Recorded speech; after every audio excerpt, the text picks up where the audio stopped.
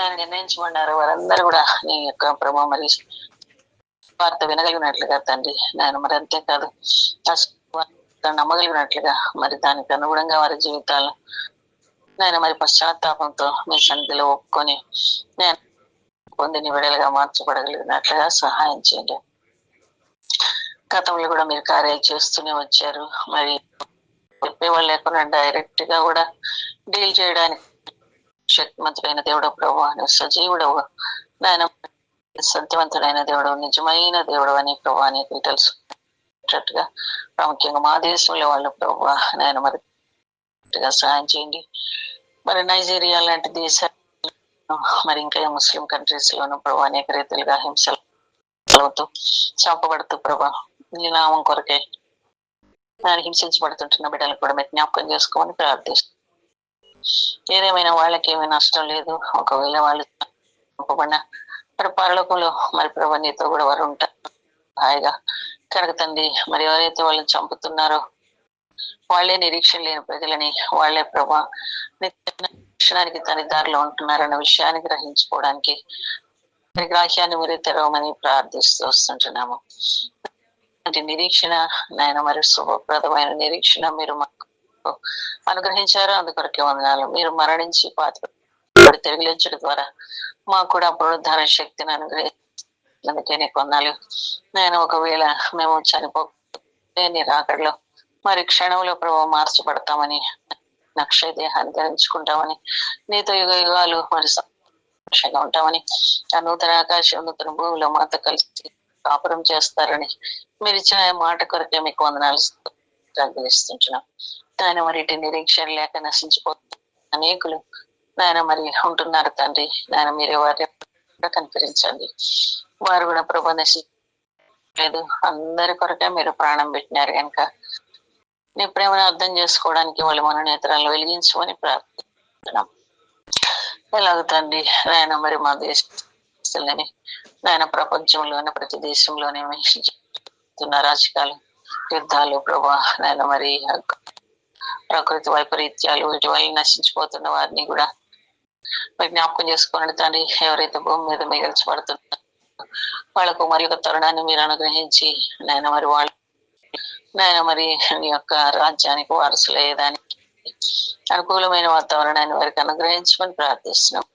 పెట్టుకుని ఎలక్షన్లు ఉంటున్న వారు ఎవరు కూడా తప్పించుకోలేండి. మేము ఎరుగుదాము నేను ఎవరినైతే మీరు ఎన్నుకున్నారు, ఎవరినైతే నిర్ణయించినారు వారిని తప్పకుండా పిలుస్తారు, నీతిమంతులుగా తీరుస్తారు, మహిమపరుస్తారు. అందుని బట్టి మారు నాయన మరి శత్రువు ఎంత ప్రయత్నించినా కూడా వాడని ఎరుగుదము కనుక తండ్రి. వీలైనంత మందిని మరి వాడితో పాటు నిత్య నరకానికి తీసుకుని వెళ్ళాలని వాడి యొక్క మరి సంకల్పమైనప్పటికీ నువ్వు అంతకంటే శక్తివంతుడైన దేవుడు నీ ప్రభా మరి మనుషుల జీవితాలు మరి రుజుపరుచుకుంటూ వస్తున్నందుకే మీకు వందనాలు చెల్లిస్తున్నాం. నేను నీ ప్రణాళికలు లేనిగా ఉంటున్నందుకే వందనాలు చెల్లిస్తూ ఉంటున్నాం తండ్రి. నీ కృపస్థలికే ప్రభా మరి ఈ దినం కూడా ఎవరైతే రక్షించబడాలో వాళ్ళని కూడా అప్పగిస్తుంటున్నా రక్షించబడిన బిడ్డల కొరకే వందనాలు. ఆయన ఒకవేళ శ్రమ హింస కష్టం గుండా వెళ్లాల్సి ఉంటే కావాల్సిన కృప సమృద్ధిగా వారికి మీరు అనుగ్రహించండి. కానీ వాళ్ళ బలహీనతలో శక్తిని పూర్ణం చేయండి. వాళ్ళ విపరీతమైన పరిస్థితుల్లో తండ్రిని ఆదరణ ధైర్యం ఆ వీళ్ళకి అనుగ్రహిస్తున్నామని ప్రార్థిస్తుంటున్నాం. ఇలాగ ప్రభా నువ్వే నిజమైన దేవుడు అని అనేకులు ఇది కూడా తెలుసుకోగలుగుతున్నారు. అందుకొరకే మమ్మల్ని స్తుతిస్తూ గణపరుస్తుంటున్నాం. ఈ ఉదయ కాలం ప్రభు మేము కూడా ఏదైతే ధ్యానించుకోవాలో ఆ ధ్యానం ద్వారా కూడా మీరే మాట్లాడుతున్నామని ప్రార్థిస్తూ నాయన మరి ఏది మా కొరకే మీరు ఉద్దేశించినారో ఆ ఉద్దేశాలు మీరే మా ద్వారా కూడా నెరవేర్చుకుంటామని, ఎందుకు భూమి మీద ఉంచినారో ఆ ఉద్దేశాన్ని నెరవేర్చుకోమని పెట్టే ప్రార్థిస్తున్నాం తండ్రి. ఆమేన్.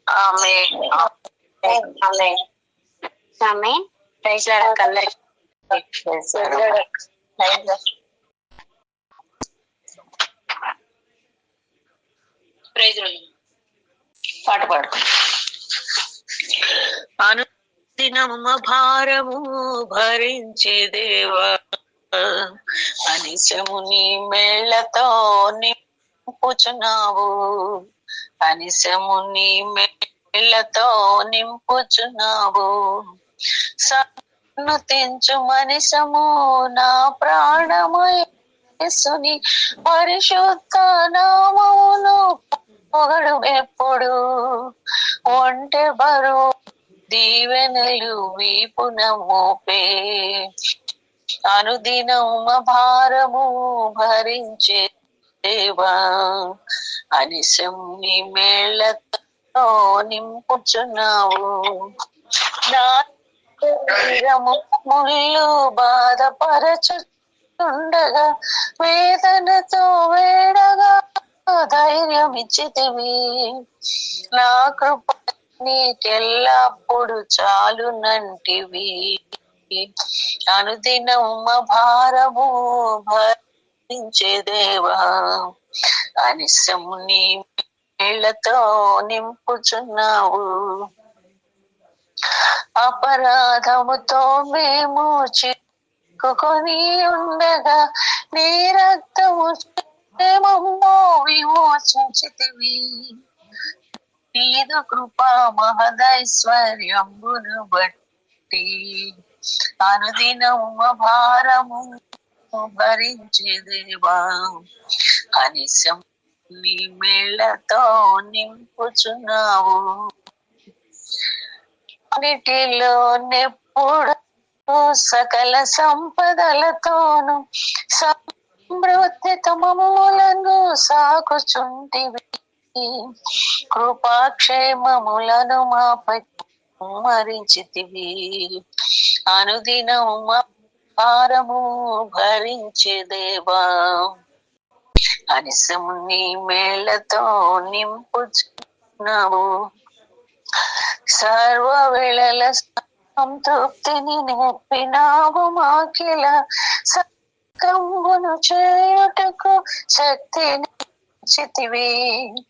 బలపరచు నిన్ను బట్టి బలుడగు దేవా అనుదినమ భారము భరించే దేవా అనిశం నీ మేళ్లతో నింపుచున్నావు. అనిశము నీ మేళ్లతో నింపుచున్నావు.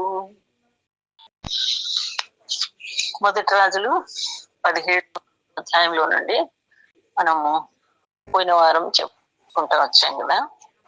మొదటి రాజులు 17వ అధ్యాయం 1 నుంచి 7 వచనాల వరకు మనము వచ్చాము.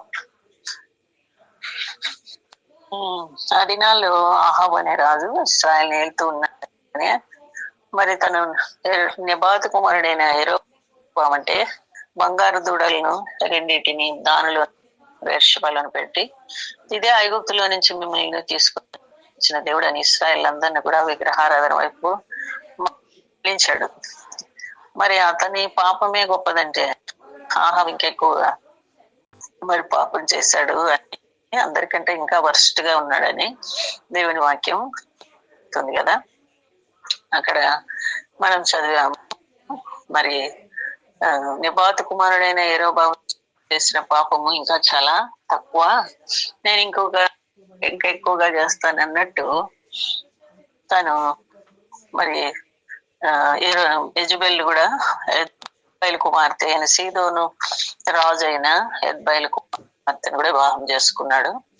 ఆమె బయలు అనే తన దేవుడిని తీసుకొచ్చి ఇశ్రాయేల్ అంతటా కూడా దాన్నే పూజించాలని, అదే దేవుడని వాళ్లకు మరి బలవంత పెట్టి యెహోవా ప్రవక్తలను చంపుతూ వచ్చిందని, దాన్ని బట్టి రోషం పూరిన వాడే ఏలియా అనే ప్రవక్త ప్రార్థన చేసి, మరి దేవాన్ని చెప్పావు కదా లేవికాండము 11వ అధ్యాయం 16వ వచనంలో, మరి ఒకవేళ అన్ని దేవతలను పూజిస్తే నీ బిడ్డలు అప్పుడు ఆకాశం ఇత్తడిగా చేసేస్తానని, తర్వాత భూమి తన పంటను ఇవ్వదని, ఆకాశం వర్షం పడదని మీరు చెప్పినట్టుగా ఇప్పుడు మూసేయండి, ప్రజలు నీ వైపు మరి తిరగాలి అని చెప్పి రోషంతో ఆయన వేస్తాడు.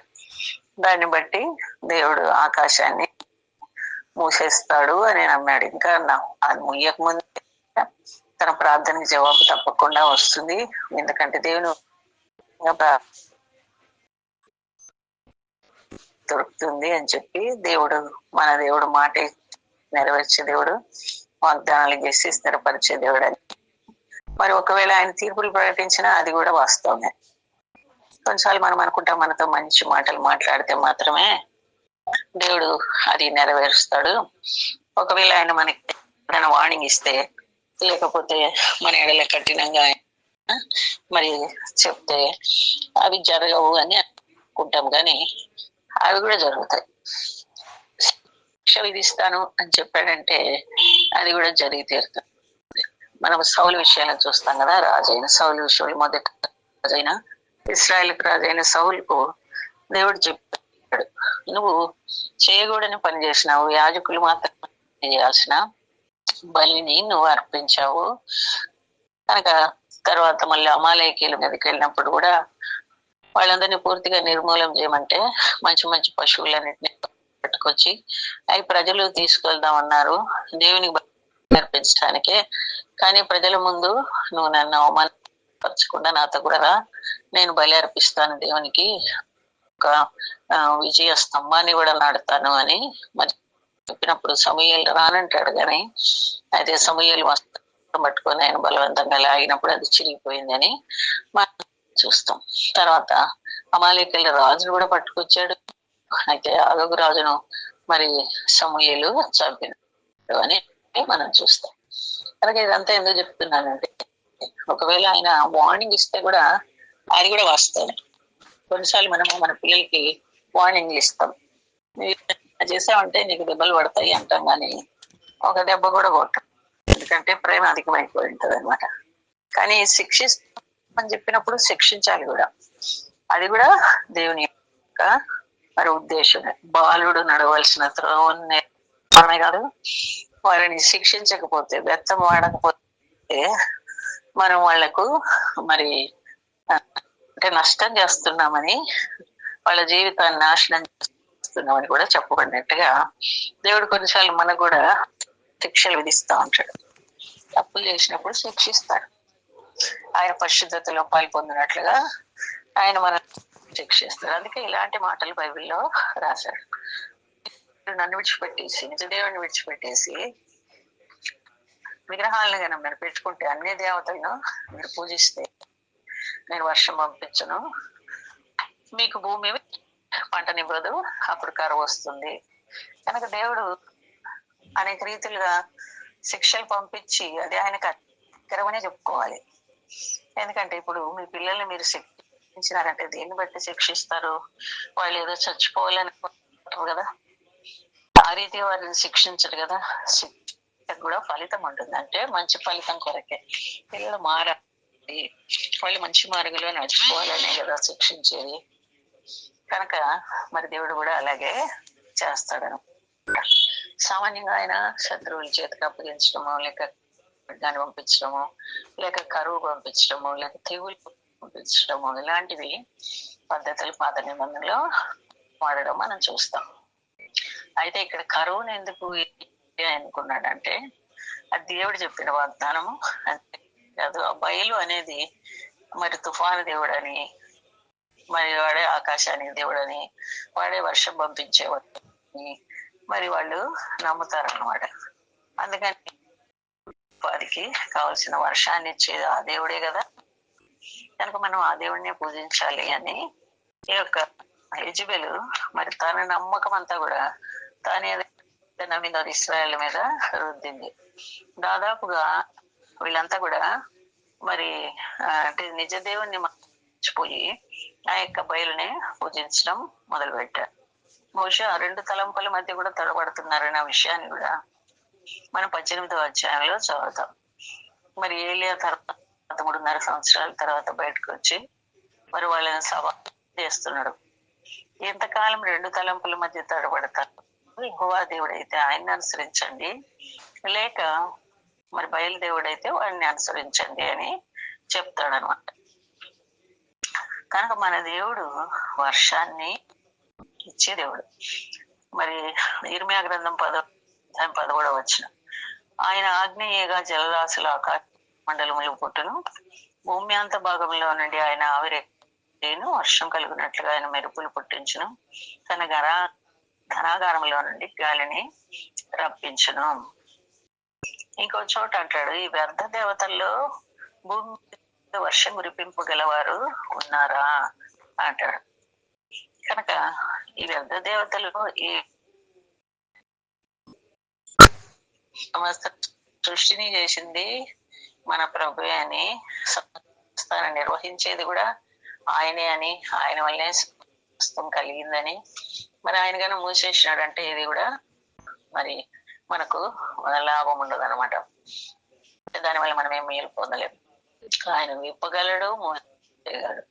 నోవహు కాలంలో కూడా చెప్పాడు కదా, 40 రోజులు ప్రవాహాన్ని భూమి మీద పంపించి నేను మొత్తం భూమిని అంతా కూడా తూర్చేయబోతున్నాను, మరి మానవులతో పాటు పశువుల్ని, జంతువుల్ని, పక్షుల్ని అన్నిటినీ కూడా చేస్తానని మాట ఇచ్చాడంటే చేశాడు ఆ మాట.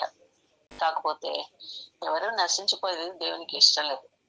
ఎట్లాగైనా తన వైపు తిరుగుతారేమని ముందు ప్రేమతో సువార్త చెప్పిస్తాడు. కనుక 120 సంవత్సరాలు నోహని గురించి ప్రకటిస్తూ వచ్చాడని మనం చూస్తాము. ఒకవేళ వాళ్ళలో కొంతమంది అయినా నమ్మితే, కనీసం నోహు బంధువులు నమ్మితే వాళ్ళు కూడా ఓడలో ఉండేవాళ్ళు కదా.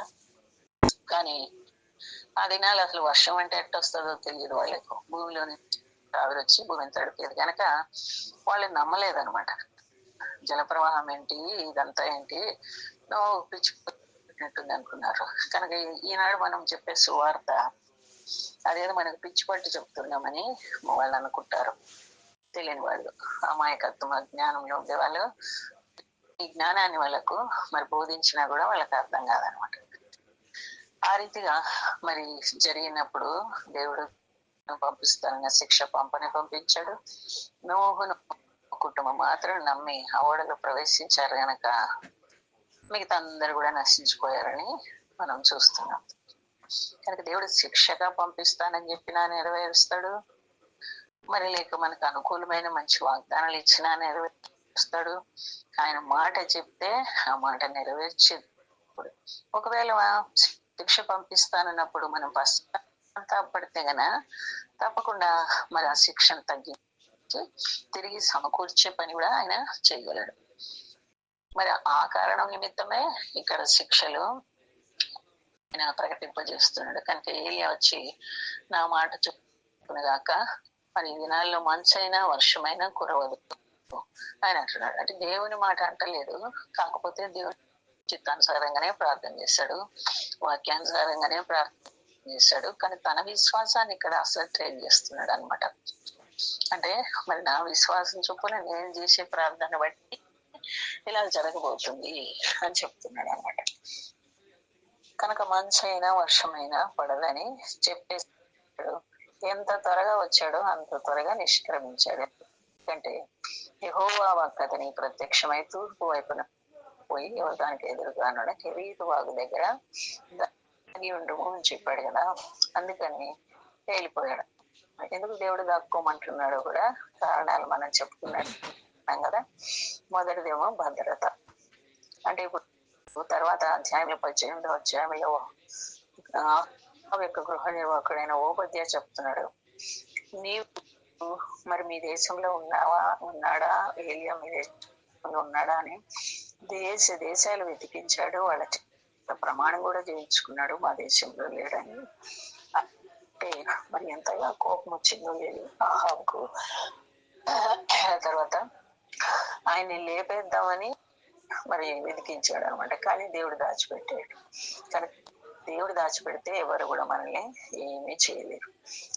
ఇర్మియా గ్రంథంలో కూడా మనం చూస్తాము, యెహోయాకీము అనే బహుదుష్టుడైన రాజు మరి దేవుని వాక్యాన్ని ఇర్మియా బారుకు చేతికిచ్చి, నువ్వు వెళ్ళి దేవుని మందిరంలో చదువు, రాసిందంతా నేను చెప్తుండగా నువ్వు రాసింది, వాళ్ళకి ఎలా శిక్ష వస్తుందో, బబులోను రాజు వచ్చి వాళ్ళని ఎలా చెరపట్టుకుపోతాడు, ఈ సంగతులన్నీ పోయి చెప్పమని చెప్పినప్పుడు ఆయన చదవగా కొంతమంది అధికారులు విని మరి ఆ పుస్తకం తీసుకెళ్లి దాచిపెట్టి యెహోయాకీముకి చెప్తారు, ఇలాగ దగ్గర నుంచి వర్తమానం వచ్చిందంటే ఆ పుస్తకాన్ని తీసుకురమ్మని మరి డిమాండ్ చేసినప్పుడు సరే ఒక అబ్బాయి మరి అది తీసుకొచ్చి ఆయన ముందు చదివితే ఏమాత్రం భయపడకుండా దానంతా మరి శీతాకాలపు నగర్లో కూర్చున్నాడంట, చలిమంట వేసుకుంటున్నాడు కనుక అదంతా కోసి చాకుతో చలిమంటలో వేసేసాడు, కాల్చేసాడు. అయితే దేవుడు అన్నాడు, నువ్వు మళ్ళీ పుస్తకం ఒకటి తీసుకొని మళ్ళీ బారుకు నేను చెప్పిందంతా చెప్పు, ఇంకా కొన్ని యాడ్ కూడా చెయ్యి, ఎందుకంటే యెహోయాకీము మరి ఎలా మరి చాపబడతాడు ఆ సంగతి కూడా నువ్వు రాయాలి అని చెప్తాడు. అయితే ఇర్మియా మారు వాళ్ళిద్దరిని కూడా చంపండి అని యెహోయాకీము విజ్ఞాపించినప్పుడు వారిద్దరిని దాచాడు దేవుడు అని కనుక దేవుడు కొన్నిసార్లు దేవుని బిడ్డను దాస్తాడు. ఎందుకంటే ఈ దుష్టులైన మనుషులు దేవుని వాక్యాన్ని అంగీకరించారు, దానికి బదులు దేవుని సేవకులను చంపాలనే వాళ్ళు చేస్తారు. కనుక ఆయన అనుకుంటే దాచిపెట్టగలడు, చాలా అప్పగిస్తాడు. అపోస్తల కాలం 12వ అధ్యాయంలో చూస్తాం కదా, యాకోబుని కడుపు చేతి చంపించాడు హేరోదు. అయితే పేతురుని కూడా చెరసాల్లో వేసి పస్కా పండుగ అర్థం అవుతుంది కనుక అది అయిపోయిన తర్వాత మనం చంపుతామని అనుకున్నప్పుడు మన సంఘం అత్యాసక్తితో ప్రార్థన చేయగా ఆయన ఎలా దేవుడు విడిపించాడో మనం చదువుతాం. కనుక కొన్నిసార్లు అప్పగిస్తాడు, కొన్నిసార్లు విడిపిస్తాడు, కొన్నిసార్లు దాచిపెడతాడు. అది ఆయన ఉద్దేశం అన్నమాట. అయితే ఏలియా ద్వారా ఆయన నెరవేర్చుకోవాల్సిన పని ఇంకా పూర్తి కాలేదు కనుక ఆ ప్రజలందరినీ తన వైపు తిప్పుకోవడానికి ఆయన లేపుకున్నాడు కనుక ఆయన రోషము అట్టి ఆసక్తి ప్రాంతంలో అనుగ్రహించాడంటే మరి ప్రజలను తన వైపు తిప్పుకోవాలని, తానే నిజమైన దేవుడు అని వారికి రుజువుపరచుకోవాలని ఏలియా ద్వారా కోరుకున్నాడు కనుక ఏలియాను దేవుడు పెడుతున్నాడు. కనుక మొట్టమొదటి ప్రాముఖ్యమైన విషయము కుమరణంలో దేవుడు ఆయన భద్రపరచడానికి. రెండవది మనం కారణం చెప్పుకున్నాం అనుకుంటా, ఎందుకంటే కరువు ఉంది కనుక దేవుని సేవకుల విషయమైన దేవుడు జాగ్రత్త వహిస్తున్నాడని కూడా మరి ఏలియాకు దేవుడు అక్కడ సరఫరా చేస్తున్నాడు. ఎప్పుడైనా అరణ్యంలోకి నడిపించాడు దేవుడు మన ప్రజలను, అంటే వాళ్ళని సిద్ధపరచడానికి. మనం మోషే విషయం కూడా చూస్తాం కదా, మోషేమో నిజమే దేవుడు ఆయన నాయకునిగా మరి ఎన్నిక చేసుకున్నాడు అన్న సంగతి బహుశా వాళ్ళ అమ్మ చెప్పిందేమో. మరి వాళ్ళ అమ్మ చిన్నప్పుడే మోషేని దాచిపెట్టిందంటే 3 నెలలు. ప్రాపర్ చైల్డ్ అని ఇంగ్లీష్ లో మనం చదువుతాం. మోషే ముఖం చూసినప్పుడు దివ్య సుందరుడుగా ఉన్నాడని అపోస్తల కార్యంలో చదువుతాము. అయితే దివ్య సుందరుడుగా ఉన్నాడని దాచిపెట్టలే, ఇది నాయకుడిగా ఉండడానికి సరైన బిడ్డ, ఈ బిడ్డానికి రాహ్యం వారికి తల్లిదండ్రులకు దేవుడు అనుగ్రహించాడు కనుక మనం ఫిబ్రవరికి రాసిన పత్రిక 11వ అధ్యాయం 23 నుంచి చదివితే ఆ తల్లిదండ్రులు రాజాజ్ఞకు భయపడకుండా మోషేని 3 నెలలు దాచారు అని. ఆ తర్వాత మరి నైల్ నదిలో ముట్టాలి వాళ్ళమ్మ నైల్ నది ఒడ్డున పెట్టింది. ఆ రాజకుమార్తె స్నానం చేసే దగ్గర ఆమె ఎక్కడికి వస్తుందో తెలుసు కనుక బహుశా ఆమె ఒక్కతే కాపాడగలదని ఆమెకు దేవుడు ఇంగిత జ్ఞానం అనుగ్రహించాడేమో. దైవిక జ్ఞానంతో ఆ తల్లి అక్కడ పెట్టి మిరియామను కూడా తోడుపెట్టినప్పుడు మిరియాం కూడా తగిన మరి రీతిగా మరి ఆ రాజకుమార్తో మాట్లాడి మరి ఆ బిడ్డ ఏడుస్తా ఉంటే ఏ స్త్రీ జాలి పుడుతుంది కదా, అది కూడా దివ్య సుందరంగా ఉన్నాడంట. ఇంత ముద్దుగా ఉన్న బిడ్డ ఏడుస్తా ఉంటే ఆ రాజకుమార్తెకి జాలి అనిపించింది. హెబ్రీలు పిల్లవాడనే ఆమెకు అర్థమైంది, అయినప్పటికీ కూడా నదిలో పారేయాలి అని చెప్పినాడు. అప్పుడు మిరియాం వెళ్ళి సమయానికి మరి నీ కొరకు పెంచడానికి ఒక దాదిని హెబ్రీలు స్త్రీలోంచి పిలుచుకొని వచ్చి అని అన్నప్పుడు ఆమె వెళ్ళి అంటది, సరే వెళ్ళి వాళ్ళ తల్లిని తీసుకొచ్చింది, నువ్వు ఈ బిడ్డని నా కొరకు పాలించి పెంచి నేను నీకు జీతం ఇస్తానని కూడా ఆమె చెప్పింది. తర్వాత మరి ఈ సంగతులన్నీ బహుశా మోషేకి వాళ్ళ తల్లి వివరించి ఉండొచ్చు. నీవు నాయకుడి కావాలా, ఇస్రాయల్ ని కాపాడాలా, మనం ఇస్రాయల్ ప్రత్యేకము, మనం బానిసత్వంలో ఉన్నాము, నీ ప్రజలు ఎంత క్రూరమైన పనులు మరి చేస్తున్నారు, ఎంతగా వాళ్ళు నలిగిపోతున్నారు, ఎంతగా మొరపెట్టుకుంటున్నారు దేవునికి, మరి నీకు తెలుసు కదా అని చెప్పేసి ఆమె చిన్నప్పటి నుంచి ఆయనకు నూరిపోతున్నట్టుంది. అందువల్ల మరి తను పెద్ద అయిన తర్వాత సకల విద్యలు నేర్చుకున్నాక ఒకరోజు తను యొక్క బాధను చూద్దామని బయటకు వెళ్ళినప్పుడు ఒక ఐగుప్తుడు హెబ్రీని కొడతా ఉంటే చూసి భరించలేక వాడిని మరి చంపేసి ఇసుకలో పాతి పెట్టేసినాడు. ఐగుప్తు యొక్క సకల అంటే బహుశా చేతులతోనే కరాటి కిరాటి ఇలాంటివి ఉంటాయి కదా, అలాంటివన్నీ కూడా నేర్చుకున్నాడేమో. మరి ఆయుధంలో చంపారేసి వాడిని ఇసుకలో పాతి పెట్టేసి ఆ సంగతి ఫరో తెలిసినప్పుడు మరి ఫరో మోషేని చంపాలనుకుంటే మోషే పారిపోతాడు. 40 సంవత్సరాలు ఆ యొక్క అరణ్యంలో మరి తన మామయ్యన ఇద్దరు యొక్క చిన్న గొర్రె మందరం మేపుతూ గడపాల్సి వచ్చింది. ఆ తర్వాత దేవుడు అరణ్యంలోని ఆయనకి ఒక పొదలో ప్రత్యక్షమై ఆ మండుచున్న పొదల కాలిపోవడం లేదు, కానీ పొద ఎందుకు కాలుతుందో చూద్దామని చెప్పి దగ్గరకు వచ్చినప్పుడు యెహోవా అతనితో మాట్లాడి, నేను ఏర్పరచుకున్న సంకల్పం ఇదే, నువ్వు వెళ్ళి ఇశ్రాయేలు ఐగుప్తులో నుంచి విడిపించాలని చెప్పినప్పుడు ఇప్పుడు తన కాన్ఫిడెన్స్ పోయింది, తనకున్న నమ్మకం పోయింది. తన విద్యల ఎందు కానీ, తన సమర్థత ఎందు కానీ, తన పొజిషన్ నందు కానీ ఇప్పుడు ఏం లేదు కనుక ఎన్నో సాకులు చెప్పాడు. నేను నాకు బదులు ఇంకెవరినైనా పంపించుకో అని అవన్నీ చెప్తే కూడా దేవుడు మరి కోప్పడి, సరే నువ్వు అయితే అహరోను మంచిగా మాట్లాడతారు కదా మీ అన్న, ఆయన నువ్వు ఇద్దరు కలిసి వెళ్ళి ఫరోకు మరి మాట్లాడిన ప్రజలు విడిపించమని చెప్పండి అని. తర్వాత కథంతో తెలుసు 10 సూచక్రియలు. ఆ తర్వాత మోషే దేవుడు మరి ఇశ్రాయేలు విడిపించి, కానీ ఎందుకు అరణ్యంలో తీసుకెళ్ళాడు 40 సంవత్సరాలు అంటే దేవుడు అక్కడ ఆయన్ని పరిచాడు అనమాట. మోషే చాలా మొండి, దేవుని దగ్గర కూడా మొండితనం చూపించాడు. నేను కాదు ఇంకెవరినన్నా అని. అయితే అదే మొండితనం ఫరో దగ్గర కూడా చూపిస్తున్నాడు. నువ్వు మమ్మల్ని పంపించేదాకా విడిచిపెట్టేది లేదు అని ఎంత మొండిగా మరి ఆ రాజుతో కూడా మాట్లాడాడు మనకు తెలుసు కదా. కాబట్టి దేవుడు కొన్నిసార్లు మనల్ని ఆ రీతిగా మరి కష్ట పరిస్థితుల్లో సిద్ధం చేసి తన సేవ కొరకే మనల్ని, అంటే మన కొరకే ఆయన ఉద్దేశించిన ఉద్దేశాలు మన ద్వారా నెరవేర్చుకోవడానికి ఆయన మనల్ని సిద్ధపరచడానికి అరణ్యంలోకి తీసుకెళ్తాడు అన్న సంగతి మనకు అర్థమవుతుంది. కనుక అలాంటి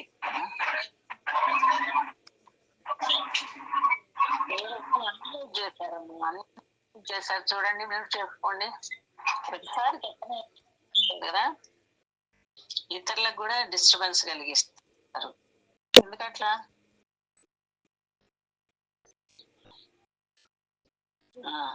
కనుక ఆ రీతిగా అరణ్యంలోకి తీసుకెళ్లి ఆయన్ని సిద్ధం చేస్తున్నాడు. ఇక్కడ ఏలియాని కూడా అదే రీతిగా సిద్ధం చేస్తున్నాడు అనమాట.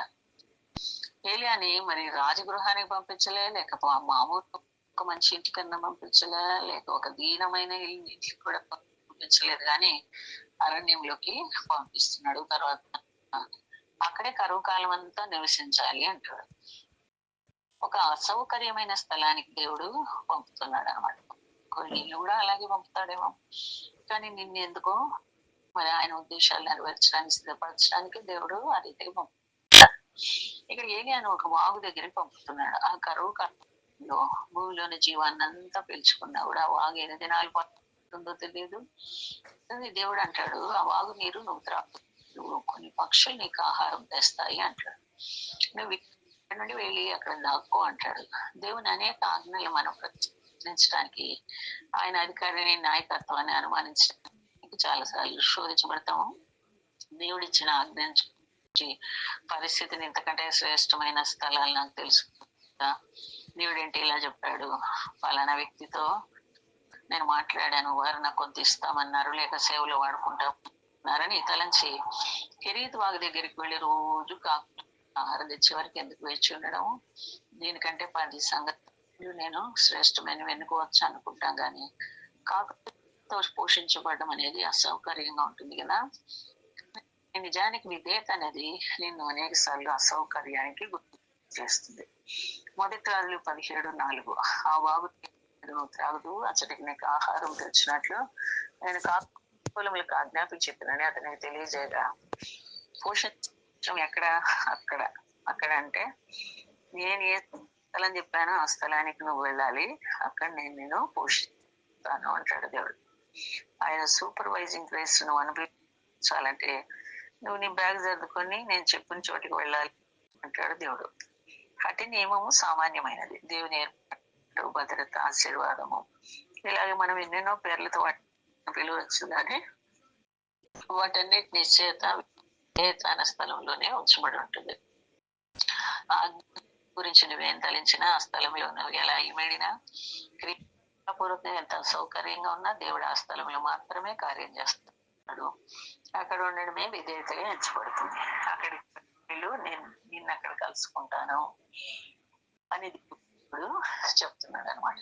అప్పుడు ఏలియా మరి ఆ రీతిగానే వెళ్ళాడు అని చెప్పి మనం చూస్తాం. అయితే అక్కడ ఎవరి ద్వారా పోషిస్తాడు అది కూడా మనం చెప్పుకున్నట్టున్నాం. ఆకోలముల ద్వారా పోషిస్తాడు, వాగు నీరు త్రాగుతూ. అంటే ఇక్కడ రకములైన మరి పోషణ దేవుడు అనుగ్రహిస్తున్నాడు. ఒకటేమో భూమిలో నుండి ఆటోమేటిక్ గా వస్తున్న నీళ్లు, పెళ్ళు బొగ్గుతున్న నీళ్లు, అది ప్రకృతి సిద్ధమైన సరఫరా కనుక కొన్నిసార్లు అంటే మనకు ఒక ఉద్యోగం ఇచ్చాడో లేక ఇంకేదైనా ప్రొవిజన్ దేవుడు చేశాడో దానిలో నుంచి మనము మన అక్కర్లు తెచ్చుకునేటట్టుగా దేవుడు సహాయం చేస్తాడు. అది మరి ప్రకృతి సంబంధంగా దేవుడు ఇచ్చింది అని చెప్పుకోవచ్చు. కాకులు పోషించడం అంటే అది ప్రకృతికి విరుద్ధమైంది కదా. అవి ఎవరి చేతిలోనే ఏమన్నా ఉంటే తనుకొని కానీ పెట్టే బుద్ధి వాటికి ఉండదు. అంటే పిసినారు వాళ్ళ ద్వారా కూడా మనల్ని కొన్నిసార్లు పోషిస్తాడు అనేది ఇక్కడ ప్రస్ఫుటంగా తెలుస్తుంది. కొన్నిసార్లు మనం విశ్వాసులకు సహాయం చేయలేము, లేక దేవుడు నేరుగా సహాయం చేయలేము అనుకుంటాం. కానీ నీళ్ళు కూడా దేవుడు వాడుకుంటాడు. పాత నిబంధనలు కూడా మనం ఎంచగా నెహెమ్యా లాంటి గ్రంథాల్లో చూస్తుంది. దేవుని మందిరాలు కట్టడానికి దానికి ప్రొవిజన్ అంతా కూడా మరి రాజులు గ్రాంట్ చేయడం మనము చూస్తాం కదా. కనుక ఆ రీతిగా దేవుడు అన్ని కూడా వాడుకుంటాడు అనేది మనం ఇక్కడ చూస్తున్నాం. మనం వాళ్ళకి అది అపవిత్రము. కాకులు అనేవి అపవిత్రమైన పక్షి, కానీ దేవుడు దాన్నే వాడుతున్నాడు. కానీ కొన్నిసార్లు మనం అంటే వీళ్ళ ద్వారా అయ్యో వీళ్ళ దగ్గర తీసుకోవాలనా అని మనం అనుకోవచ్చు. కానీ కొన్నిసార్లు అది కూడా ఏర్పాటుగా ఉంటుంది అనమాట. తదుపరి 10:8 అంతటి యెహోవా వాక్కు అతనికి ప్రత్యక్షమయ్యేలాగు సెలవిచ్చాను. నువ్వు సీదోను పట్టణ సంబంధమైన సారిపత్ర ఊరికి పోయి వచ్చి ఉండము, నిన్ను పోషించటకు అచ్చట ఒక విధవరాలికి నేను సెలవిచ్చింది. దానికి ముందుగా మనం చూస్తాము.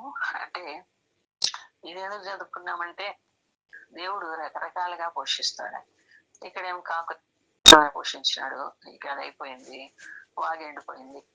ఆ తర్వాత దేవుడు మరి సారిపత్రులను విధవ ద్వారా పోషిస్తానన్నాడు, అదైపోయింది. 19వ అధ్యాయంలో ఒక దేవదూత మరి డిస్కరేజింగ్ అంటే యజబెల్ చెప్పింది, నువ్వు కర్మేలు పర్వతం మీద 400 మంది బయలు ప్రవక్తలను చంపించావు కదా, రేపుగా నేను నీ ప్రాణం కూడా వాళ్ళ ప్రాణాల్లో ఒకదానిలాగా చేస్తానంటే నీ ప్రాణం తీసేస్తానని ఆమె ఉత్తరం రాసి పంపినప్పుడు డిస్కరేజ్ అయిపోయి ఒక బదిలీ వృక్షం కింద పడు, ఇంకా చాలు ప్రభా, నా యొక్క పితరుల కంటే నేనేం గొప్పని కాదు, నన్ను తీసుకో అని చెప్పి పరుండి నిద్రిస్తా ఉంటే దేవదూత వచ్చి ఆయన తట్టి భోజనము రొట్టె ఆయన తల దగ్గర ఉన్నాయి భోంచేయమని చెప్పిన 2 సార్లు రీతిగా మరి ఆయనకి సర్వ్ చేసిందని మనం చూస్తాం.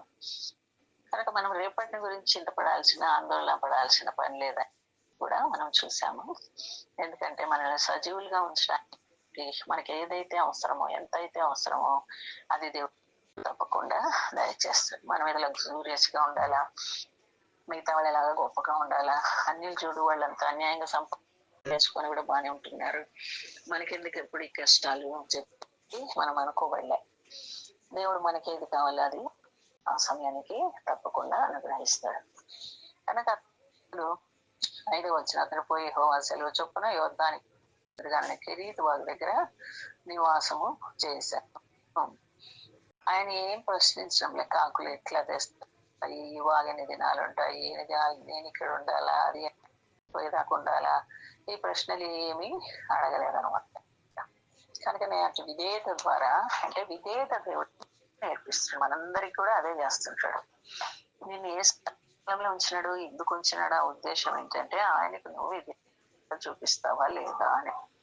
అంటే ఇక్కడ శ్రేష్టమైన స్థలంలో ఏలియాను ఉంచొచ్చు కదా, మరి ఎందుకు ఇలాంటివి ప్రొవిజన్ చేస్తున్నాడు అంటే కాకులు తర్వాత ఎండిపోయే ఆవు దగ్గరికి ఎందుకు పంపిస్తున్నాడు అంటే ఆయన విశ్వాసాన్ని అధికపరచడానికి అన్న సంగతి మనకు అర్థమవుతుంది కదా. కనుక ఏలి ఆ రీతిగా విధేయత చూపించి వెళ్ళాడు. అంటే ఆయన ఏదో ఇతరులకు ప్రకటించేవాడుగా మాత్రమే కాదు, కానీ తన సొంత జీవితంలో దేవుడు ఏం చెప్తాడు అది మరి చేసేవాడు. కొన్నిసార్లు మనం ఇతరులకేమో వాక్యం బాగానే చెప్తాం, కానీ మన సంగతి వచ్చేసరికి మరి ఒకవేళ ఇలాంటి కష్టమైన పరిస్థితులు మనం ఎదుర్కోవాల్సి వస్తే, అసౌకర్యమైన పరిస్థితులు ఎదుర్కోవాల్సి వస్తే అట్లా కాదు ప్రభు ఇట్లా కాదు ప్రభు అని దేవునికి మనమే చేయడానికి చూస్తాం. కానీ ఇక్కడ ఏలి అలా లేడు. ఆయన దేవుడు చెప్పిన ప్రకారము అక్కడికి వెళ్ళాడు. ఆ తర్వాత మరి కాకుల ద్వారా వాగు నీటి ద్వారా పోషించబడ్డాడు. కొంతకాలం అయిన తర్వాత వర్షం లేక నీరు ఎండిపోయింది అని మొదటి రోజులు 17 మనం చదువుతున్నాం. మరి కరువు కాలంలో దేవుడు ఇక్కడే కదా ఉండమన్నాడు, ఇదేంటి వాగు ఎండిపోయింది ఏంటి, కాకులు రావడం మానేసినాయేంటి అని తలంపు వచ్చు. కానీ అంటే ఎండిపోయినా అక్కడే ఉన్నాడు. ఎప్పుడు దాకా యెహోవా అతనికి ప్రత్యక్షమై ఇలాగ సెలవిచ్చాను, నీవు సీదోను పట్టణ సంబంధమైన సారెపతను ఊరికి పోయాచుట ఉండదు. ఆ వాగు పూర్తిగా ఎండిపోయాకనే తదుపరి ఎక్కడికి వెళ్ళాలి ఏలియాకు సూచనలు ఇచ్చాడు. అంతటి యెహోవా ప్రత్యక్షమై అని చదువుతున్నా కదా. ఏలియాను గురించి మనం ఇంత చదివిన దానిలో దేవుడు మనకి ఎన్నో పాఠాలు నేర్పించాడు. నిన్ను నన్ను కూడా నడిపించడానికి దేవుడు ఇష్టపడుతున్నాడు. ఏలియా మళ్ళీ ఆహాబు సమయం వచ్చే వరకు 3 సంవత్సరాలు పట్టింది. ఆ వాగు సందర్భం తర్వాత వివరాలు ఇంట్లో తాను నివసించాలని దేవుడు చెప్పాడు. మళ్ళీ చాలా మందివి ఏం కోరుతాము, అంత షెడ్యూలంతా ఇన్ని సంవత్సరాల వరకు ఏమేం జరుగుతుందో అంతా మనకు ముందే చెప్పేస్తే దేవుడు బాగుండు అని అనుకుంటాం, కానీ అలా జరుగుతుంది. బహుశా 2 నెలల తర్వాత వాగు ఎండిపోయిందేమో. ఇప్పుడు దేవుడు సీదోన్లోని విధవరాల దగ్గరికి ఏలియాను పంపిస్తున్నాడు. ఇశ్రాయేల్ దేశంలోని ఏ ప్రదేశానికి కాకుండా సీదోన్లోని సారెపతుకు ఎందుకు వెళ్ళాలి అంటున్నాడు. అక్కడున్న విధవరాలు నీ కొరకు సమస్తం సిద్ధపరచి ఉంటుంది. నువ్వు చిన్న సవాల్ చేయి, ఆమె నేను చేర్చుకుంటుంది. నువ్వు అక్కడ కొంతకాలం ఉంటావు, చాలా అద్భుతంగా జరుగుతుంది. తర్వాత కుమారుడు చనిపోతాడు, నువ్వు అతన్ని బ్రతికిస్తావు. నేను నా శక్తిని ఆ పరీక్షలో కనపరుస్తాను. తర్వాత నువ్వు మళ్ళీ ముందుకు రావాలి. అక్కడ ఆహా ప్రవక్తలు అందరూ ఉంటారు, నువ్వు వారిని అందరిని ఎదుర్కోవాలి. ఇదంతా ముందే చెప్పలే. ఒకవేళ ముందే చెప్తే ప్రవక్తకు అది భయం పెంచేగా ఉండొచ్చు. కానీ దేవుడు ఆ రీతి అడుగడుగున మనం నడిపించడంలో ఆయన ఆనందిస్తాడు. ఎందుకంటే నీ విశ్వాసం అన్ని పరిస్థితుల్లో వృద్ధి పొందాలని కోరిక. ఆ విధానంలో మాత్రమే నీ విశ్వాసం వృద్ధి పరిపక్వతకు వస్తుంది. అదే బలమైన ప్రకాశం విశాలమైన విశ్వాసం. అందుకే ఏం జరుగుతుందో అదంతా నువ్వు ముందుగానే ఒకేసారి నీకు చూపించాడు. ఇప్పుడు ఒక ముక్క అప్పుడు ఒక ముక్క చూపిస్తూ నువ్వు కూడలి స్థలంలో అంటే క్రాస్ రోడ్స్ లో ఒంటరిగా పడే పరిస్థితికి నేను కొన్నిసార్లు దేవుడు తీసుకొని వస్తాడు. నీ నుండి ఏదో తీసివేయబడుతుంది. అది ఏ సంగతి అయినా దానికి జవాబు దొరకకపోవచ్చు.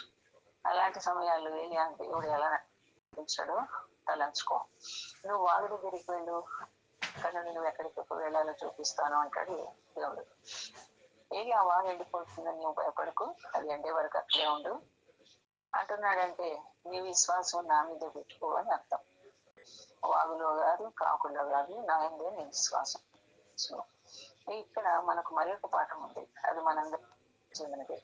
దేవుడి నాయకత్వాన్ని మనల్ని నడిపించడం లాని చేసే పాఠం మనం చూస్తే నీవేం చేయాలో చాలా స్పష్టంగా ఉంటుంది. దేవుడు అది స్పష్టంగా చెప్పగలుగుతాడు. కానీ మనం ఉండాలి అనే శోధన వచ్చినప్పుడు ఆయనే నన్ను ఈ స్థలానికి నడిపించడం దేవుడు చూపించి వచ్చాను కదా, కానీ ఇక్కడ బాగా ఉండిపోయిందేంటి అని నీకు అనిపిస్తుంది. అది ఒక పరీక్ష. అలాంటప్పుడు నువ్వేం తలస్తావా తెలుసా? నువ్వు సుఖంగా ఉన్నావు, దేవుడే నన్ను ఈ స్థలానికి తెచ్చాడని ఆనందిస్తున్నావు. విధేయతను బట్టే కదా వచ్చాను అనుకుంటున్నావు. అయితే అర్థం కాని సంగతి ఒకటి ఏంటంటే, నిజంగా దేవుడే నన్ను ఇక్కడ పంపించాడా? మన జీవితాలకు దీన్ని అన్వయించుకుంటే నువ్వు ఒకవేళ ప్రార్థించే వచ్చావేమో, దేవుని సముఖాన్ని వెతికావేమో, దేవుడే నీకు ఆ సరఫరా చేశాడని నమ్మేవేమో. కానీ అక్కడ ఏదో ఇష్యూ జరిగింది, ఏదో సమస్య, అసౌకర్యం. నిజంగానే దేవుడే నన్ను చర్చికి దానికి నడిపించాడా? దాని గురించి రెండవ తలంపు మనం అవుతాయి. ఈ వ్యక్తిని వివాహం చేసుకోమన్నాడా అని చెప్పి మరి అలా కూడా కొన్నిసార్లు తలస్తాం. నేను జీవించాల్సింది ఇక్కడైనా ఇలాంటి ప్రశ్నలన్నీ వస్తాయి. కానీ దేవుని వాక్యానికి విధేయత చూపించి వచ్చావు, ప్రార్థించి వచ్చావు, దేవుని మనకు అనుగుణంగా జీవిస్తున్నావు గనక సందేహించుకోవాలి. తలంపులు రానిపోకు. శోధన వచ్చినప్పుడు ఏలియా మనకు మంచి మాదిరి. వాగెండిపోయింది, కానీ దేని మీద ఆధారపడాలి? మళ్ళీ ప్రభు మీదే. ఇప్పటి వరకు ప్రభు మీదే ఆధారపడ్డాడు. ఇప్పుడు ఒక నూతన విధానంలో ఆయన మీదే ఆధారపడాలి. ఇది మన వ్యక్తిగతంగా సంబంధించింది. ఈ సందర్భాలన్నీ నిజమే కదా. మనం దేవుని నడిపింపును మళ్ళీ రెండవసారి ఆలోచించాలని శోధన మనందరికి వస్తుంది. నిజానికి ఆ పరిస్థితులు ఏలియాను తర్వాత రానున్న పరిస్థితుల కొరకు సిద్ధపరుస్తున్నాయి. దేవుడు ఏలియాను అక్కడికి తీసుకుని వచ్చింది ఆ వాగు దగ్గర పెట్టడానికి కాదు. ఇప్పటిదాకా తెచ్చిన ప్రభు ముందుకు కూడా తీసుకెళ్తాడు, చివరి వరకు నడిపిస్తాడు. ఆయన తన మంచి క్రియలో జరిగిస్తున్నాడు. దాన్ని పూర్తి చేయట్లో ఆయన నమ్మదగిన వాడు. అందుకే సందేహించకుండా ఆయన వైపే ఆయన ఏందే నమ్మకం వచ్చు. ఈ వచనాలను ధ్యానించడాన్ని బట్టి ఆరంభం మనము రెండు సంగతులు నేర్చుకోవచ్చు. అటు యెహోవా వాక్కు ఏలియాకు ప్రత్యక్షమై అని చెప్తున్నాం కదా. రెండు సంగతులు మొదటిది ఏంటంటే దేవుడు ఏలియాకు సూచనలు ఇస్తున్న సమయం. వాగు ఎండిపోయాక యెహోవా వాక్కు వస్తుంది. 7వ వచనంలో దేశంలో వర్షం లేనందున వాగు ఎండిపోయింది, అటు తర్వాత అని చదువుతాం. మనం అనుకుంటాం దేవుడు ఆలస్యం చేశాడు, దేవుడు తన కనికరాన్ని బట్టి సూచనలు ఇవ్వాలి అంటే వాగు ఎండిపోకముందే వనరులు పూర్తిగా తీసివేయబడి ఇవ్వాలి కదా అనుకుంటాం. 8వ వచనం దేవుని గుణాన్ని మనము తెలుసుకోగలుగుతాం. దేవుడు ఎప్పుడు కూడా ఆలస్యంగా రాడు. ఆయన మార్గం చూపే విషయంలో ఆలస్యం చేయడు. ఆయన ఏర్పాట్లు చేయడంలో ఆలస్యం చేయడు. ఆయన భద్రత ఇచ్చే విషయంలో కూడా ఆలస్యం చేయడు. దేవుడు ఎప్పుడు సమయానికి వస్తాడు. మనం ఎక్కడ ఉండాలో ఆయన జాగ్రత్త వహిస్తాడు. మనమైతే శరీరానుసారంగా ఆలోచన చేస్తాం, కానీ దేవుడు మనల్ని నడిపిస్తాడు, మార్గం చూపిస్తాడు. ఎందుకంటే ఆయన ఏదైనా చేయాలంటే మన ద్వారానే చేయగలుగుతాడు. అది మన గ్రాహకానంత గూఢంగా ఉంటుంది అనమాట. మనమేమో పైన సంగతి చూస్తాం, కానీ దేవుడు లోతుగా చూస్తాడు.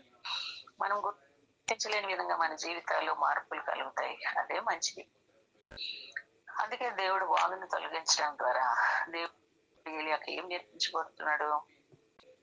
ఎన్నో సంగతులు ఉన్నాయి, కానీ ప్రాముఖ్యంగా దినం వెంబడి దినం దేవుని వనరుల మనం ఆధారపడాలి అనేది ఆయన కోరిక.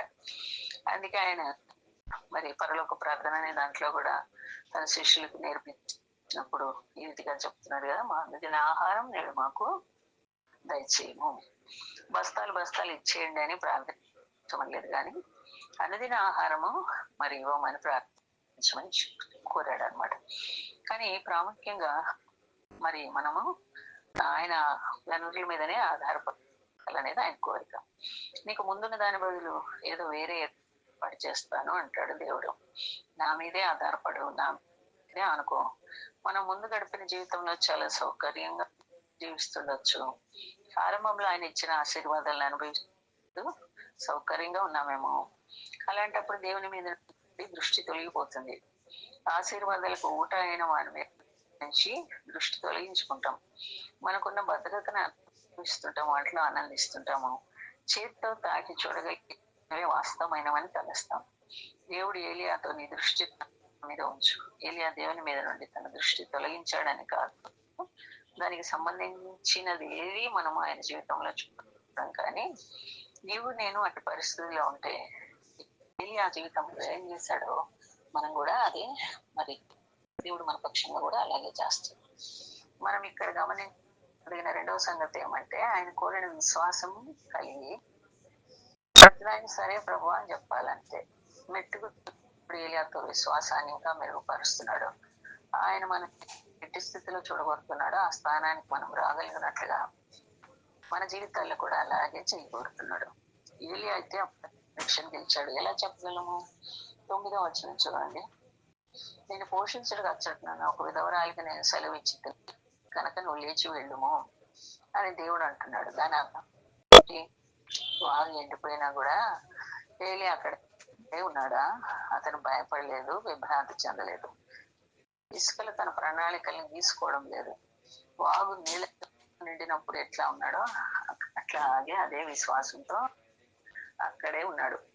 దేవుడు ఏలియాను ఆ రీతిగా చూచాడు. అందువల్ల ఏలియాతో నీ కొరకే వేరే ఏర్పాటు చేశాను గనక ఇప్పుడు వెళ్లాల్సిన సమయం వచ్చింది గనక నువ్వు ఇచ్చి వెళ్ళు అంటున్నాడు. ఏలియా లాంటి విశ్వాసం మనలో చాలా లోపిస్తుంది. బైబిల్ మనకు ఏదో మూలనున్న దాయ వాటి ద్వారా సదుపాయం చేస్తుంది. అది మనకెంతో మేలు. అంటే నిజమైన దేవుని ఉంది నిజమైన నమ్మిక కలిగి ఉండడం అనేది నేర్పిస్తుంది. ఈ బైబిల్ స్టడీలో దానికి సంబంధించిన సందర్భాలు బైబిల్లో ఎన్నో ఉన్నా అవన్నీ మనం చూడడం లేదు. కానీ మరి ఈ స్థలానికి రావడం ఎంతైనా అవసరం. ఏ స్థలం అది ఇదే నమ్మకం వచ్చిన యెషయా 28:16 సియోనులో మూలరాతిని స్థాపించిన వాడు నేనే, రక్షించబడిన రాయి, ప్రశస్తమైన రాయి, నా యందు విశ్వాసం వాడు సిగ్గుపడు. పరిశుద్ధాత్ముడు ఏది సత్యం అదే చెప్తాడు. నిజమైన విశ్వాసం ఎలా ఉంటుంది, అది ఎలా బయలుపరచబడుతుంది, దాన్ని నువ్వు ఎలా కొలవేయగలుగుతావు, అదే యెషయా 28:26 చెప్తుంది. నా జీవితంలో కూడా ఒక సందర్భంలో నాకు ఈ వచనం చదివినప్పుడు గుర్తొస్తుంది. ఒక ప్రపోజల్ విషయంలో దేవుడు పెళ్లి చేసుకోవద్దు అన్నాడని మీకు చెప్పాను అనుకుంటా. అయితే తల్లిదండ్రులు ఊరుకోరు కదా.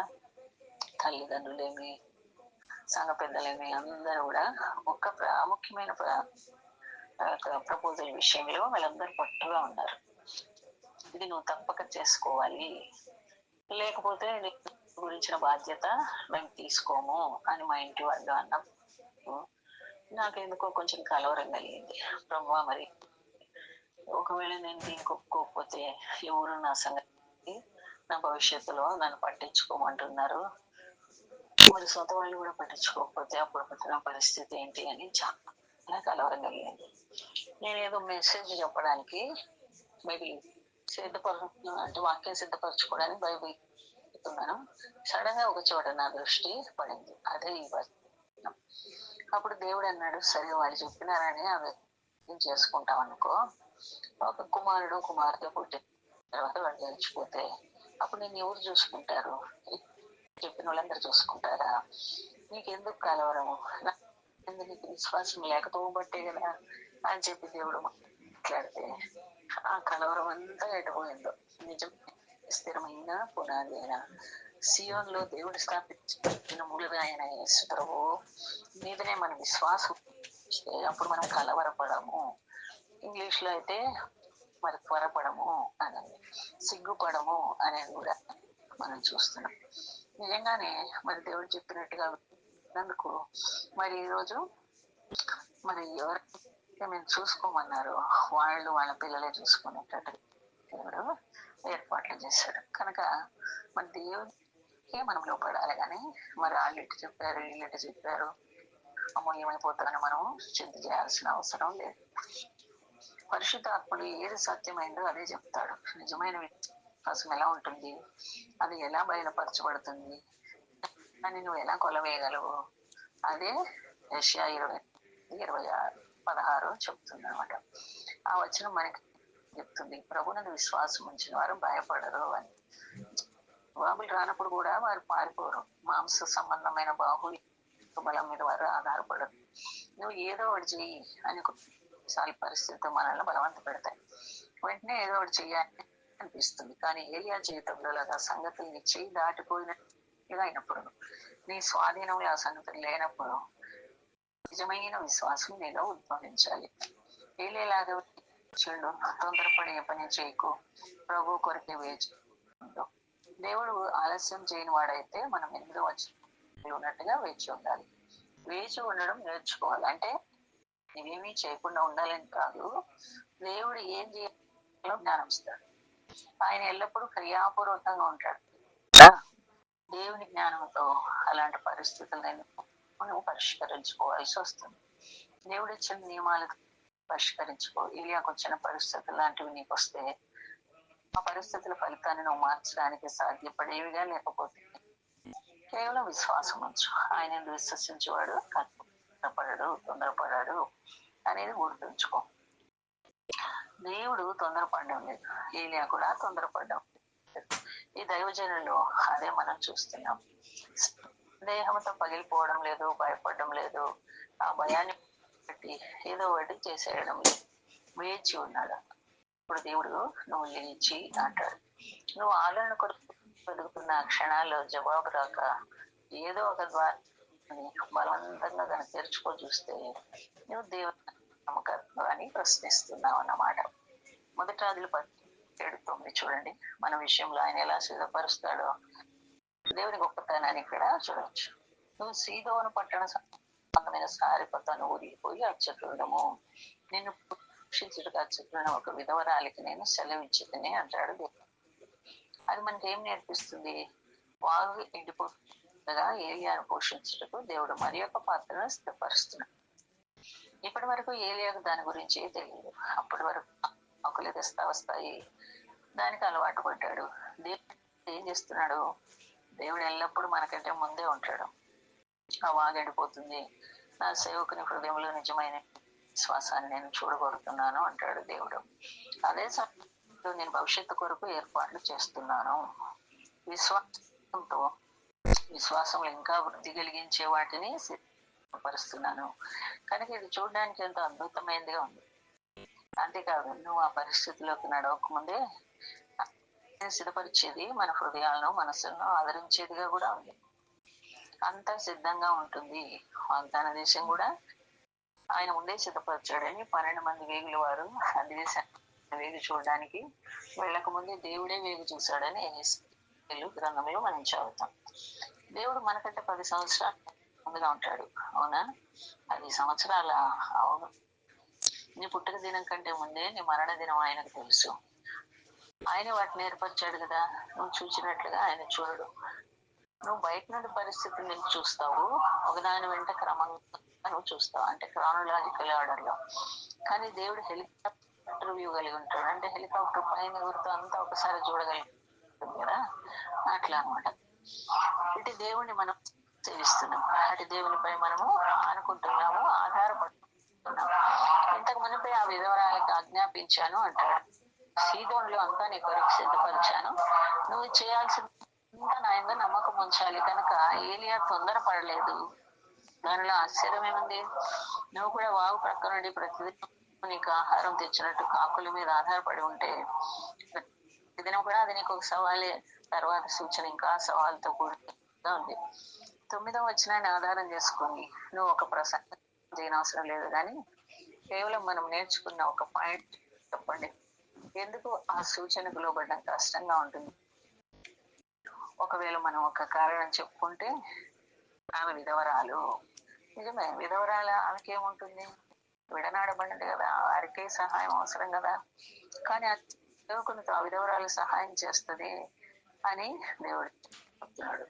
ఎలాంటి సమయంలో? అది కూడా ఆమె ఆర్థికంగా బాగుంటుంది కూడా లేదు, కరువు కాలంలో, ప్రజలందరిలో అన్ని రకాల నువ్వు విధవరాలు నన్ను పోషించడానికి ఏర్పరిచావా?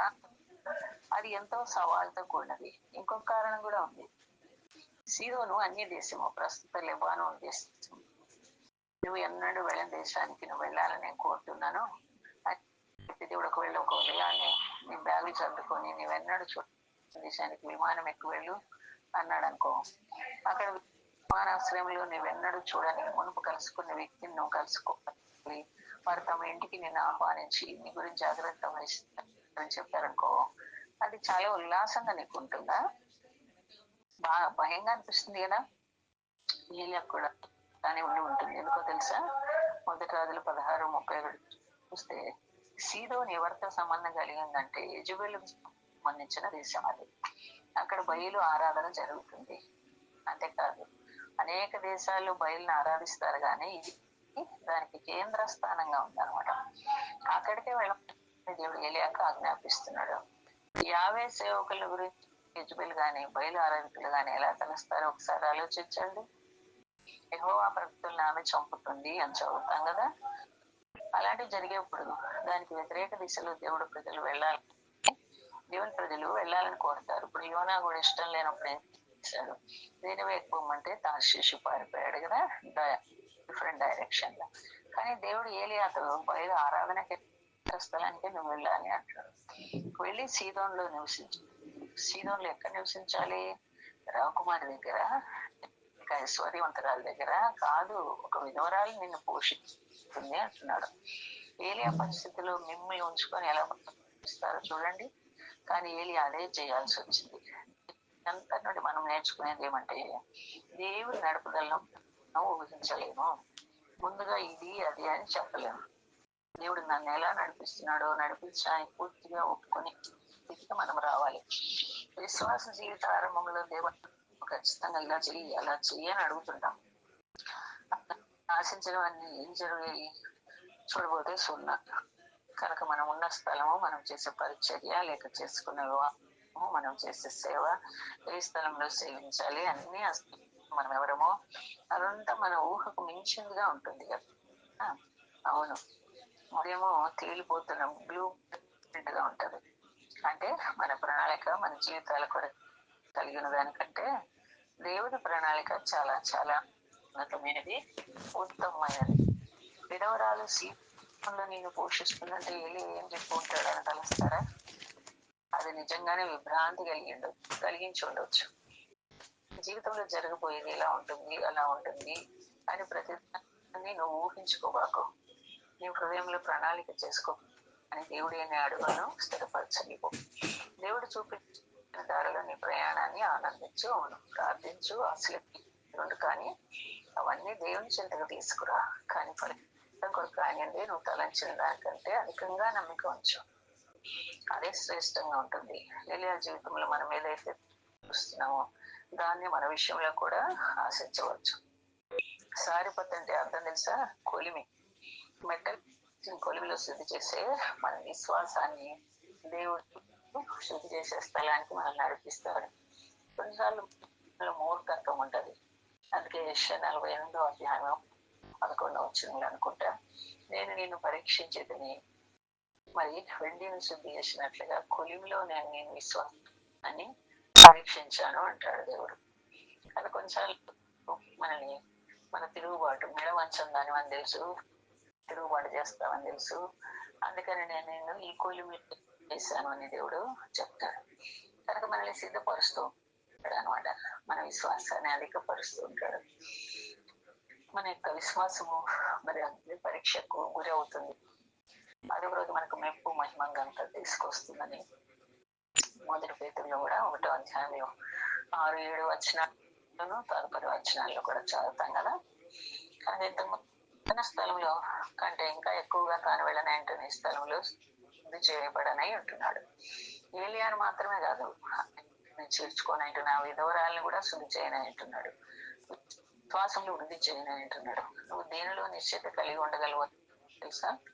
నువ్వు జీవితంలోని ఎటువంటి సీజన్ లో ఉన్న గురించి నువ్వు ముందే ఇలా ఉంటుందని చెప్పలేకపోయినా నువ్వు ఈ విషయంలో మాత్రం నిశ్చయత ఏంటది? నువ్వు దేన్ని సాధిస్తున్నావు, దేనిలో ప్రవేశించబోతున్నావు, దేని గురించి నువ్వు దేవుని వేచి ఉన్నావు, అది క్రీస్తు సారూప్యానికి మార్చే ఉద్దేశంతో నీ జీవితంలో నువ్వు తెచ్చుకోండి. ప్రతిసారి ఎల్లప్పుడూ నువ్వు ముందుగా ఎందుకు ఏర్పరచుకోబడ్డావంటే రోమన్ 9:29 కొరకే. అంటే క్రీస్తు సారూప్యం నేను ఏర్పరచబడ్డా నువ్వు ఏర్పరచుకోబడ్డావు. నువ్వు ఎక్కడున్నా నీ గమ్యము నేను క్రీస్తు సారూప్యానికి మార్చడమే. అదే రోమ 8:20 చెప్తుంది. సమస్తం మేలు కొరకే. సమస్తం ఎందుకంటే 29వ వచనం కొరకే. దేవుని కుమారుడైన క్రీస్తు సారూప్యానికి నిర్మార్చడానికి సమస్తం సమకూడి జరుగుతున్నది. సారిపత్కు ఏలియా అంటే సీదోను తన దేని కొరకు చూడాలి, విధవరాలు ఆశించాలి, చాలా కొంచెమే. కానీ దేవుని మనసులో తన కొరకు ఏదైతే కలిగి ఉన్నాడో దాని నిమిత్తము సిద్ధపరచబడ్డానికి వెళ్తున్నాడు. ఏలియా అంటే దైవజనుడు కూడా రిఫైన్ చేయబడాల్సిన అవసరత ఉంది. అది మనకెంత ఆదరణ ఇస్తుంది. ఉంది కదా, ఈ ఫోన్ కాల్ నాకు వచ్చిన సంగతులు ఎలా అవుతున్నా, నేను వేసుకున్న అంచనా ప్రకారం సంగతులు జరగకపోయినా ఒకటి మాత్రం నిశ్చయము, నన్ను ఆయన సమరూపం మార్చడమే ఆయన గురి. సంగతులు త్వరగా జరిగినా, నెమ్మదిగా జరిగినా, అనుకూలంగా జరిగినా, అనానుకూలంగా జరిగినా దేవుడు వాటన్నిటిని ఆ ఉద్దేశార్థమే రూపించాడు, అంటే డిజైన్ చేశాడు అనమాట. కనుక ఏలియాకి ఏం జరిగిందో మనం తర్వాత చూద్దాము. మరి ఆయన వెళ్ళాడా, అక్కడ మరి ఏ విశ్వాసం అయినా నేర్చుకున్నాడు అనేది వచ్చే వారం మనం చూద్దాం. ప్రారంభం. నేను మా ప్రభు యేసుక్రీస్తు వారి పరిశుద్ధమైన శ్రేష్టమైన పేరిట మరి వందనాలు స్తోత్రాలు చెల్లిస్తున్నాం. మానవులమైన మాయడల ప్రభావం కలిగి ఉన్న ఉన్నతమైన దేశాల కొరకే వందనాలు నాయన. మరి ఆయన చూడబోతే మరి గిలాదు నుంచి వస్తున్నాడు. మరి మరి వాళ్ళు గొర్రెల కాపరులు అని మేము చదువుతున్నాము. కనుక ఎంతో మరి మానవులు తృణీకరించేటువంటి మరి అటువంటి బ్యాక్గ్రౌండ్ నుంచి మేము వచ్చినా కూడా మమ్మల్ని కూడా వాడుకోవడానికి నీ కొరకై రోషం కలిగినప్పుడు, ప్రార్థించే వ్యక్తులుగా ఉన్నప్పుడు నాయన ప్రార్థనకు వాక్యానుసారంగా ప్రార్థించి నీ కార్యాలు మరి జరిగించాలని మేము కోరినప్పుడు మమ్మల్ని వాడుకోవడానికి నీకు వందనాలు నాయన. మరి ఎటువంటి తృణీకరించబడిన వారిని, నిరాకరించబడిన వారిని, బలహీనులను, బుద్ధిహీనుల లోకంలో నుండి మీరు ఏర్పాటు చేసుకొని నీ బలాన్ని, నీ శక్తిని, నీ జ్ఞానాన్ని వారి ద్వారా లోకాన్ని ప్రదర్శించాలని కోరుతున్నా. అందుని బట్టి మేము స్తుతిస్తుంటున్నాం.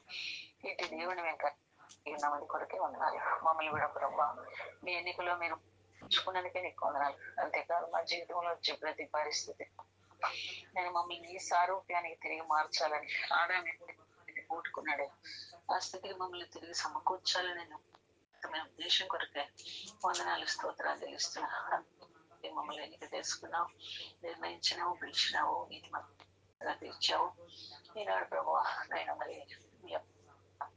మరి చిత్తంలో మేము ఉన్నప్పుడు మనం మమ్మల్ని మహింపరచాలని, మా ద్వారా నీ గొప్ప కార్యాలను చేసుకోవాలని మీరు కోరుతున్నారు.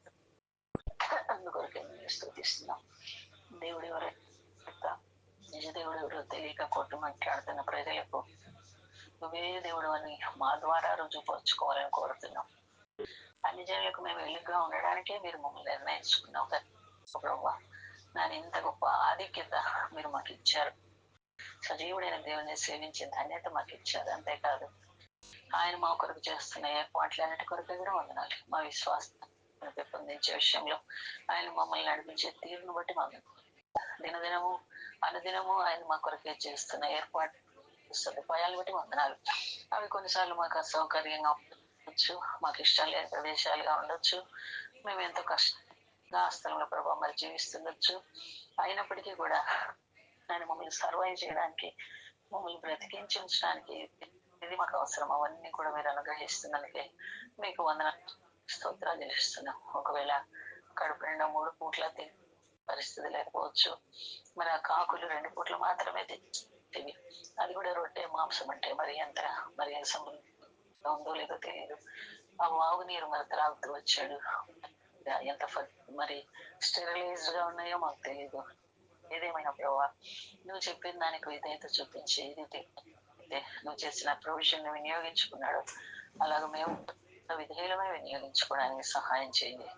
అది అపవిత్రమైన పక్షి నోట్ల నుంచి వచ్చిన మరి మరి ఇలాంటి వాళ్ళు ఇస్తే నేను ఎలా తినేది అని అటువంటి ప్రభావ తలంపులు ఉండకుండా నేను మీరు ఏది మరి మాకు ఇస్తే తండ్రి, ఎవరి ద్వారా ఇస్తే ఆ యొక్క ప్రొవిజన్ మేము సదుపాయాన్ని సద్వినియోగం చేసుకోవడానికి మీరే సహాయం చేయమని ప్రార్థిస్తుంటున్నాం. ఏలియా ఎలాగైతే ఏత చూపించాడు, మారు ప్రశ్న లేకుండా తనని వెళ్ళమని వెళ్తూ వచ్చాడు.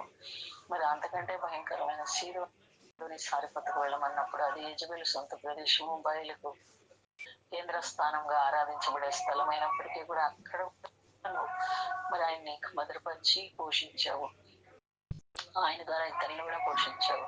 కనుక వారి విశ్వాసాన్ని అధిపరుస్తూ వచ్చావు. కనుక మేము ఎక్కడున్నా ఇతరులకు ఆశీర్వాదకరంగా మేము కోరుతున్నందుకే వందనాలు చెల్లిస్తున్నాం. మీరు మమ్మల్ని ఆశీర్వదించి మేము ఆశీర్వాదకరంగా ఉండాలనేది నేను కనుక మరి ఒకసారి మిమ్మల్ని స్థుతిస్తుంటున్నాం తండ్రి.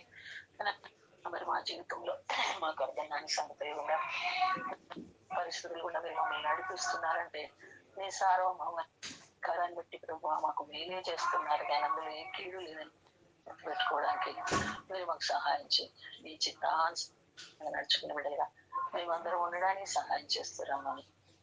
నేను ఈ రీతిగా నడిపించే దేవుడు, ప్రొవైడ్ చేసే దేవుడు, వచ్చే దేవుడు, నేను మమ్మల్ని సరైన దారిలో నడిపించేవాడు, క్రీస్తు సారూప్యానికి మార్చగలిగిన ఆ దేవుడిని కలిగినప్పుడు మా ద్వారా నీవు ప్రభు కార్యాన్ని ఇష్టపడే దేవుడుగా ఉన్నందుకే మమ్మల్ని అటు ఆధిక్యత పూర్తి కొలిచిన దేవుడుగా ఉన్నందుకే వందనాలు చెల్లిస్తూ యేసుక్రీస్తు వారి క్షితమైన శ్రేష్టమైన నామం పేరిట స్తుతించి ప్రార్థించి ఉంచుతున్నాం తండ్రి. ఆమేన్.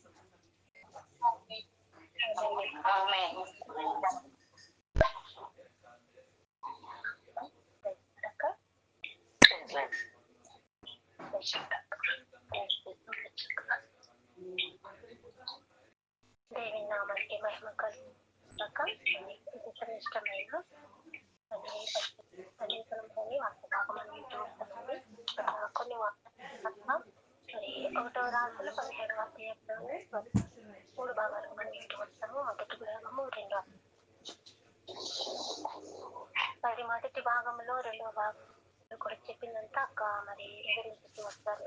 మరి దేవుని దృష్టికి మనం లోబడినప్పుడు ఒకవేళ ఆయనకి ఇష్టలుగా మనం మారే వరకు కూడా కొన్నిసార్లు శిక్షిస్తాడు, కొన్నిసార్లు ఆయన అప్పగిస్తాడు, కొన్నిసార్లు భద్రపడతాడు. మరి ఏలి గారి విషయంలో కూడా జరిగింది. మనం ఇంటి వస్తాం ఆహాబు విషయంలో. మరి మొదటి భాగంలో ఆహాబు చేసిన అధిక పాపం వలన వచ్చిన కరువు, మరి దానిని ఏలియా ప్రవక్త ద్వారా తెలియజేయడము.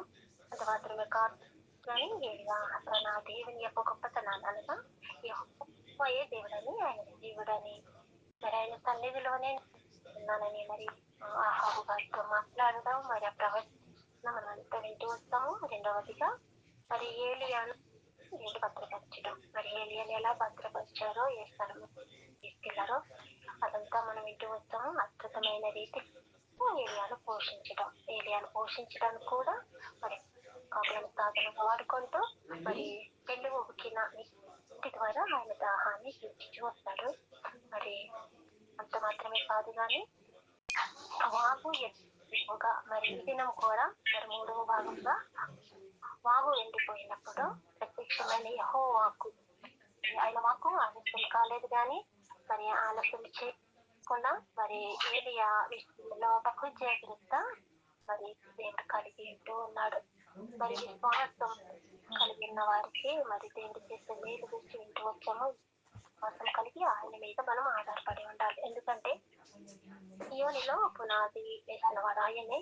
అది పరిశోధన అమూల్యమైన తెల్లరాయి, బహుస్థిరమైన అదేనా మూలరాయి అనేది కాబట్టి విశ్వాసించేవాడు కలవరపడడు. ఆహారం ఉంటే విశ్వాసము లేనట్టే అని మనం వచ్చాం. మరి అందుకే మరి ఏలియా విషయంలో దేవుడు చేసిన అద్భుత కార్యం మన పట్ల కూడా ఆయన చేయగలడు. మరి ఏలియా పోషించిన దేవుడు మనం కూడా పోషించగలడు. మరి వాగు పోయినప్పుడు మరి ఎక్కడికి వెళ్ళమన్నాడు కూడా వెంటనే ఏలియాకు ప్రత్యక్షం అవుతూ వచ్చింది. ఇంత జాగ్రత్త వీటి పట్ల మరి దేవుడు కలిగి ఉన్నాడో దీని ద్వారా మనం తెలుసుకుంటూ వస్తాం. మరి 2 విషయాలు, సీదోనికి దేవుడు వెళ్ళమన్నాడు, అక్కడ విధవరాల్ని ఎన్నుకుంటా వస్తాడు. దేవుడు ఎవరినైనా ఎన్నుకునే దేవుడు. ఆమె పోషించగలదో లేదు అంతే చూసుకోగల దేవుడు. కాబట్టి దేవుడు నడిపింపు ఊహించలేనిది. ఆయనకు మనం లోబడితే మరి ప్రణాళిక చాలా ఉత్తమమైనదని మనం ఇంటి వస్తాము. మరి ఏలియాకు కూడా అక్కడ సమస్తము సిద్ధపాటు చేసి ఇచ్చిన దేవుడు. ఏలియా అలాగైతే విశ్వాసం ఇచ్చారు, మనం కూడా అట్టి విశ్వాసం కలిగి ఉన్నప్పుడు ఏలియాను పోషించే దేవుడు మనం కూడా పోషించే దేవుడు. తారే కథలుగా కొన్ని చేసేదని మనం ఇంటూ ఉంటాం. మనల్ని కూడా కొన్నిసార్లు పరీక్షలు మనం పరీక్షించినప్పుడు ఎవరి మనము నమ్మకంగా ఉంటే దేవుడు మన పట్ల కూడా అద్భుతమైన కార్యాలు చేసి అద్భుతమైన రీతిలో మనం కూడా పోషించే దేవుడు. కాబట్టి మన హృదయంలో భద్రపరుచుకుందాము. తర్వాత ఏలియా గారు అక్కడికి వెళ్ళిన తర్వాత ఏమి జరిగిందో మరి అద్భుత కార్యాలు జరిగింది అయ్యో, మరి తద్వారా ఏలియా విశ్వాసం ఎలా బలపడ్డా మరి వచ్చే వారము మరి మనందరం విందాము. మరి విన్నము హృదయంలో పట్టుపరుచుకుని కొన్ని నిమిషాలు దేవుని సన్నిధిలో ఆరాధన చేసి తర్వాత 10 నిమిషాలు చేత పట్టుకుని దేవుని సన్నిధికి వెళ్దామండి.